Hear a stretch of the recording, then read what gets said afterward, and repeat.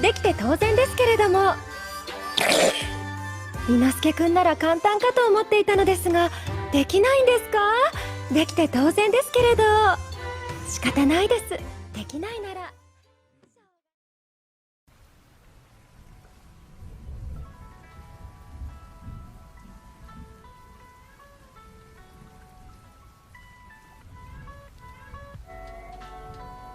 Hello, welcome back to another video. Well, as promised, we're gonna be doing more Demon Slayer art, and today we're gonna be doing one of my, if not my favorite character design in the whole anime, and that is of Shinobu. And you know, the anime is full of really awesome character designs, and I like all of them, but Shinobu's particularly stands out to me just because of her robe. It is so cool, like the pattern they use, and it being tying it back into her being the butterfly insect pillar of the Demon Slayer core. It just like makes it work for me. I think pattern is something that is very underrated when it comes to character design, and that most people don't really think about using pattern in a way that is the main star of the character design, you know. So Demon Slayer does that very well in all their character designs. They always have really great patterns on, you know, the robes or the clothing that the characters wear. So when it comes to doing fan art of Shinobu or any art of Shinobu, I think the robe has to be the main star of the entire design, right? It is the main focus, and what, you know, we're all here for. So my take on this is just I wanted to do something different, and I wanted to do like a casual modern version of Shinobu, as if, you know, she were living today. So what would she look like, right? So I decided to do something more like streetwear style, with like a bomber jacket, but, you know, give that bomber jacket that really iconic butterfly wing pattern that she has, right? So that's my take on this character. And, you know, that's kind of my approach whenever I'm doing any sort of fan art, is that I kind of want to do it my own way and not just try to replicate whatever is on the screen or on the book. You know, just like take the original and then do it exactly and draw it exactly the way the original is.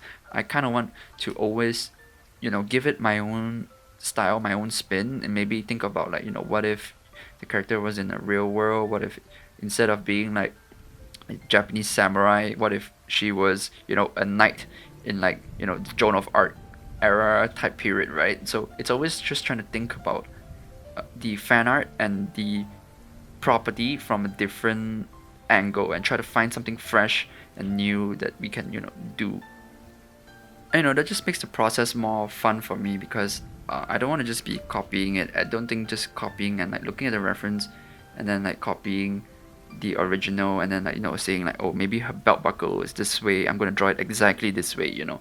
That just doesn't seem like a lot of fun to me. I think this kind of approach is just more interesting and a lot more playful, and I get to, you know, design and think about things a bit more, and that's the kind of work that I like to do.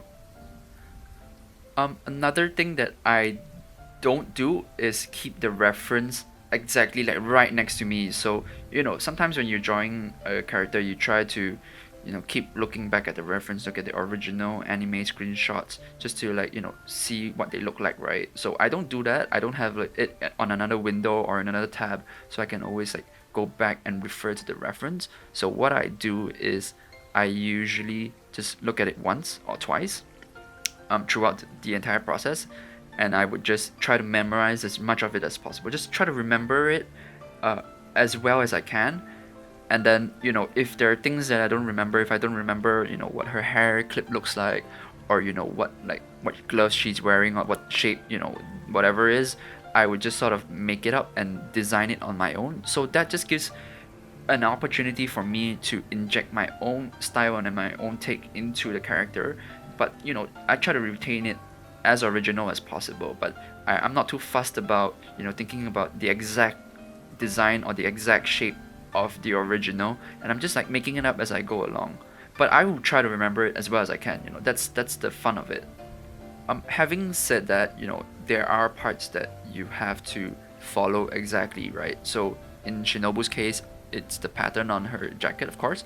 So I was referring to that a lot, just because, you know, you can't mess with that. It's the most iconic part, and you know, the one of the important things is knowing which parts of the design you can play around with and mess around with, and which parts that you have to follow exactly. Because you know, if you don't do the pattern of a jacket exactly, then you might as well just not be doing fan art of Shinobu at all, right? So that's sort of this game you play and just try to figure it out and, you know, find the balance.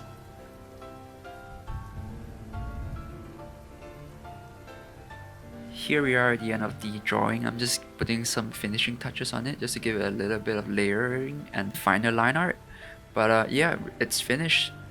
If you like it, like it. If you subscribe, that would be very nice. I would appreciate that a lot. Thank you, and I'll see you guys next time.